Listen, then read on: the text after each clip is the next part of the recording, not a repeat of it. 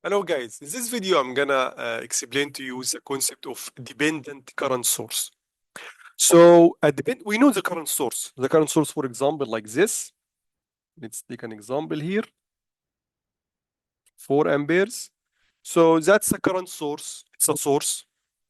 It generates power, but this power is constant. Or let's say, the current is constant. Okay, it is all the time 4 amperes. So whenever you bring an ammeter, which is a device by which we measure current, and put in series with this in the same branch of the current source 4 amperes, you're gonna measure 4 amperes. Okay, but a dependent current source, its value it changes with the conditions of the circuit. Okay, and it comes in two flavors. The first one is the current dependent current source. So it's a current source, but it's dependent, or the value of the current generated dependent on a current in some other branch. Like for example, in this case here, this example, this current source, and look guys, the current source is a dependent current source usually come in a diamond shape, this one. But again, you don't care. Just look at the value, and of course the arrow inside the diamond shape. Okay, that's dependent current source. So the value of the current source, the current generated, is equal to 4ix. Ix is a current in some other branch, in this branch in which there is like a battery. Okay. So for example, if Ix is 1,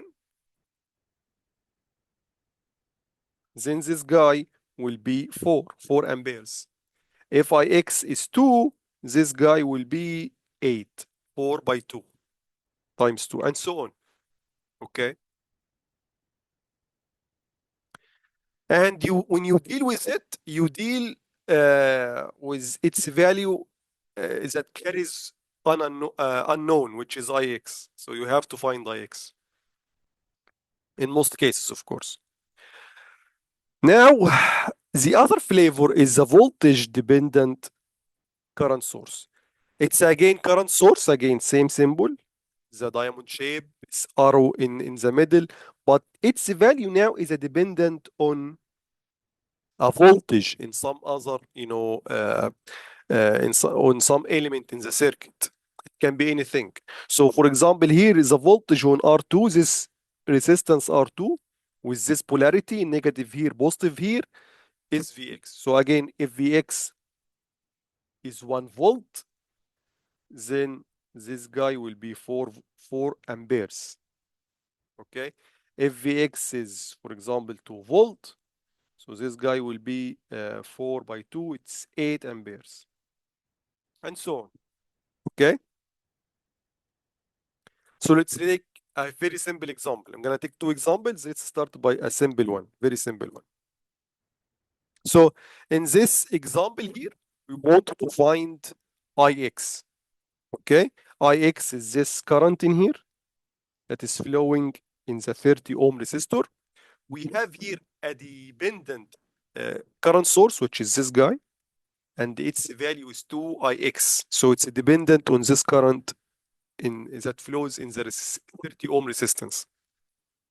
And we have as well independent, doesn't depend on anything, independent current source, which is the 3 amperes. This is very easy. Why? Because we can come here at this node here. Let's call it node A. At node A, let's apply Kirchhoff or Kirchhoff, whatever you call it, current law, KCL. Okay, so we have 3 amperes entering.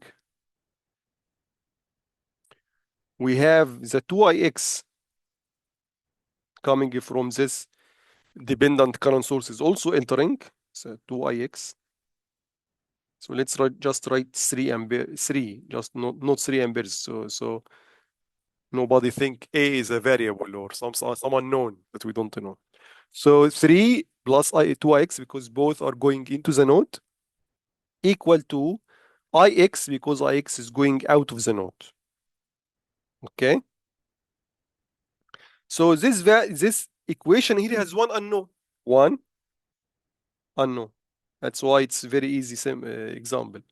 So 3 equal to ix minus 2ix equal to minus ix. So 3 equal to minus ix, so ix equal to minus 3 amperes. Before we leave, let's check if KCL it still holds. So we have at that node A, we have 3 amperes entering. Now we know Ix, so this one here, this current is 2Ix equal to 2 multiplied by minus 3, which is minus 6. And what we have here, we have Ix, which is minus 3. So let's apply KCL again. So 3 minus 6, it's plus minus 6, plus 2Ix, and 2Ix is minus 6, equal to minus 3. Let's check. I'm sorry. Yeah, this is so 3 minus 6 is minus 3. And basically, this guy here is minus 3. So we are correct. Both sides, this side and this side, must be equal to each other. Okay, and that's what we have. Okay, let's now take another example. Okay, so in that example here, we have again a dependent current source, this guy. It has a current, or it generates a current equal to 40 Ix. So it depends on Ix. So where is Ix? Ix is the current, this current in here, which flows in the resistor 29.5 kilo ohms. Okay, so whatever the value of Ix, this will determine the value of the current generated from the dependent current source. The other sources we have 3 voltage sources. All of them are constant, which means, they are independent voltage sources. So we have no problem with that.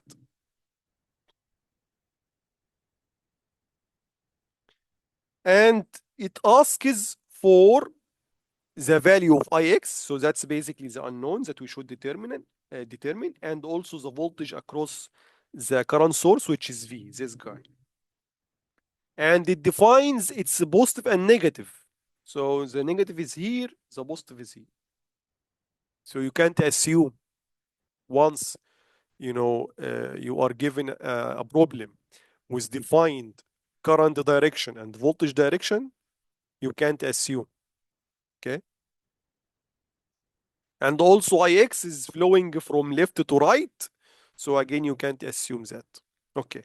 So how can we solve this problem? Okay. First of all, I'm gonna apply KCL at that point here. Okay. So KCL, let's call it X at node X. So from the left, we have the current Ix flowing in that direction, going into the node. From the right, we have 40 Ix, again going into the node.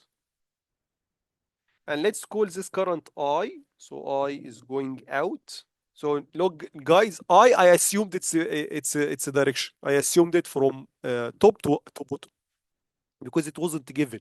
So you can assume it anywhere. You can also assume it going into. It's fine. That's all.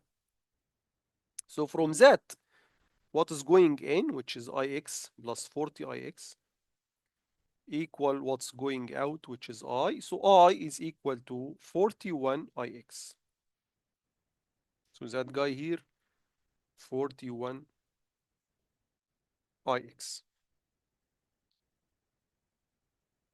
Good. Before we continue, we have here 3 resistors. 2 in kilo ohms, which is this one, 29.5 kilo ohm, and this one, which is 2.4 kilo ohm. And the third one is in ohms, 500 ohms. So since the majority is in kilo ohm, so basically treat all the resistors in kilo ohm, and then the currents that you determine, it's gonna be in milliamperes. Okay, so this one here is half kilo ohm, which is fine. 500 ohms is half kilo. Then I'm gonna apply KVL in that loop. I'm gonna assume this is the positive voltage direction.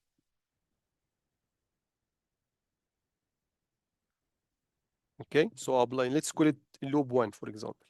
So apply KVL, Kirchhoff voltage law, or Kirchhoff voltage law at loop 1. So what is, in the same direction of the loop will be positive, what's opposite will be negative. So let's check. The 3 volt is from negative to positive, that's going up. No, that's against the loop. So look, guys, the loop here is going down, it's going up, so it's -3. So for the resistor, Ix is flowing in that direction, so the voltage, I'm gonna assume it in that direction. So, and the voltage of the resistor is basically the current multiplied by the resistor. So Ix, or 29.5 multiplied by Ix. Again, keep it in kilo ohms. Ix will automatically will be in milliamperes. How about the battery? This battery in this direction. This is again in the same direction of the loop. So that's good. So plus half volt. Now, how about the current 41 Ix or I? It is flowing from top to bottom, so the voltage will be the opposite. I'm gonna assume it's the opposite. You can assume it anywhere. I usually like this. So it's going from bottom to up, so it's again in the same direction as the loop. So that's plus here. I multiplied by half kilo ohm. I is 41, so 41 Ix. So directly 0.5 multiplied by 41 Ix equal to 0. We don't have other voltages or elements in the loop. Good. So that equation is very good. Why? Because it has just one unknown, which is Ix. Okay. So we can bring this to the right-hand side and just keep Ix on the left, and also this one, and keep Ix on the left-hand side. So we have here 29.5 plus half.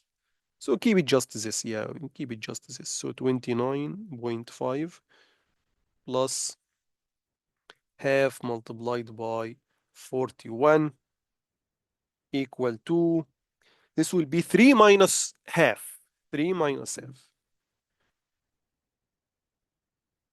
Okay, so Ix equal to 2.5 divided by 29.5 plus half multiplied 41 multiplied by half, or 41 divided by 2 is basically 20.5.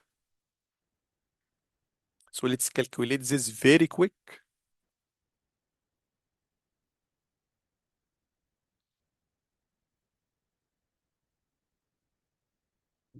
So 2.5 divided by 29.5 plus 20.5. Yes, it is 0.05. Again, don't forget this, milliamperes. Milliamperes. Okay. Again, I used all the resistors in kilo ohms, so the current automatically, when you calculate them, will be in milliamperes. That's very nice. We could determine the first unknown. The second unknown is Mr. V, this guy. Okay. So again, apply Kirchhoff voltage law at the second loop now. So again, let's assume this is the voltage that is a positive direction. This is loop 2. So KVL, Kirchhoff current voltage law at loop 2. Let's continue here. KVL at loop 2. Before we go forward, let's determine all the voltage directions. So the 500 ohms or the half kilo ohm, we already know the direction from bottom to up. This is given like that from negative to positive. So the arrow is from negative to positive. This is V. Okay, 40 IX is flowing in the resistor 2.4 kilo ohm in that direction. So the voltage, I'm gonna assume it in that direction. The opposite, and 10 ohm, 10 volt in that direction. Okay, let's start by the half kilo ohm, this one. So it is going from bottom to up. That's in the same direction of the loop, so that's a positive. So half multiplied by 41 IX. Remember, IX is known. So but I'm gonna keep it like that, but and substitute at the end. Okay, now the V is going in that way, which is the same voltage direction, positive direction of the loop. V is our unknown. That's good. Now plus, because again the voltage in the 2.4 kilo ohm in that direction, so it is the same positive voltage of the loop, and that's equal to 2.4 multiplied by the current, which is 40 IX. Okay. The only one that is negative is this guy because it is against. So the loop should be going down. The positive is it's going up. So it is negative. So minus 10 equal to 0. I'm gonna make this yellow, not to confuse you. Good. Okay, let's continue. What is unknowns here? You can see Ix and V, but no, Ix is known. Is half mil sorry, 0.05 milliamperes. So the only unknown is V. So put V on a keep it on the left hand side and make all the knowns to the right hand side. So V is equal to minus half multiplied by 41 Ix minus 2.4 multiplied by 40 Ix plus 10. Okay, that's V. So let's calculate it very quick. Very quick here. So minus half multiplied by 41 multiplied by 0.05 minus 2.4 multiplied by 40 multiplied by 0.05 plus 10. So V is equal to 4.175. Okay, so we also could determine, the second unknown. Now we finished. We can just, say goodbye and, finish this video. But I'm gonna add like in 2 minutes, a kind of verification that you can do to verify, that your solution is correct, and also to know or to learn whether the how determines the power of a dependent current source. So two purposes here.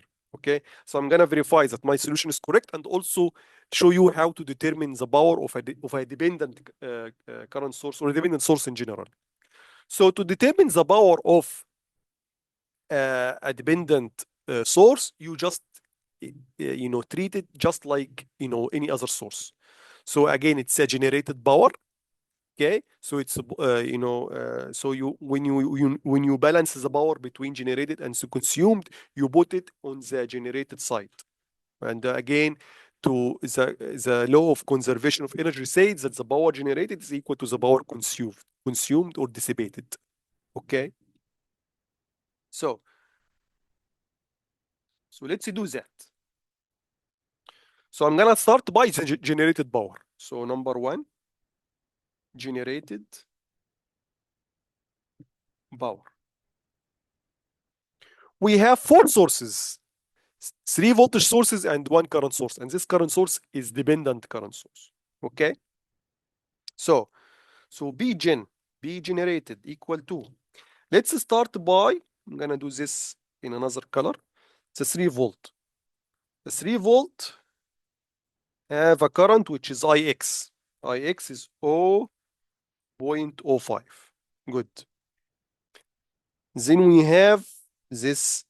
Yeah. Before I continue, just to put the directions. This is very important. So we know for the source, the direction of the voltage and the direction of the current should be the same, either going up or going down, going that way or that way, whatever. They have to be in the same direction. That's why it's positive. Now for the half volt, look guys at the voltage. The voltage direction is from negative to positive, this direction. And the current, which is right to left, but the current is from left to right, so they are negative. So minus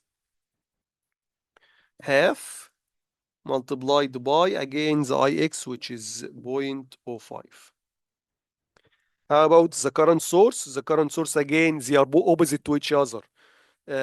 V is going from left to right, but the current 40x is going from right to left. So minus again, V is this one here, 4175 multiplied by 40 Ix, 40 multiplied by 0.05. Okay. Finally, the 10 volt has a voltage going up, and also the current 40 Ix is going up. So plus 40 multiplied by, I'm sorry, 10 multiplied by 40 Ix. Ix is 0.05. So let's calculate this. Should be easy. So 3 multiplied by 0.05 minus 0.05 multiplied by 0.05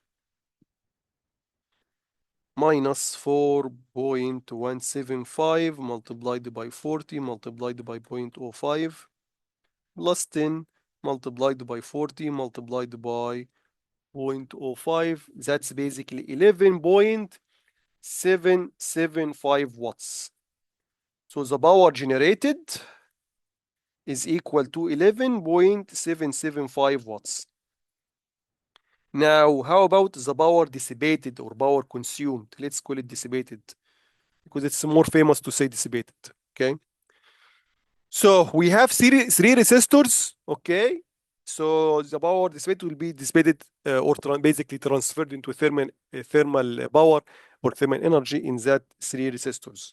So the first resistor is this one here, 29. So the equation is let's write it. So 29.5 multiplied by I square. The current through it square, which is Ix square. Now, this current is a 500 ohms or half kilo ohms. So half multiplied by 41 Ix all square. Plus this one here, 2.4 multiplied by, the current now is 40 Ix. 40 Ix all square equal to. So let's do this very quick. So again, 9.5 multiplied by 0.05 square plus 0.5 multiplied by 41 multiplied by 0.05 again square plus 2.4 multiplied by 40.05 all square. We might have a small mistake here. Yeah, this is 41, not 40. Yes, okay, good. So B dissipated finally is equal to 11.775 watts. So look, guys, it has to be this. So again, the power generated should be equal to the power dissipated. Okay, so we knew or learned how to deal with dependent current source. We take two examples. Very fruitful video. Thank you very much for watching and see you in another video. Bye-bye.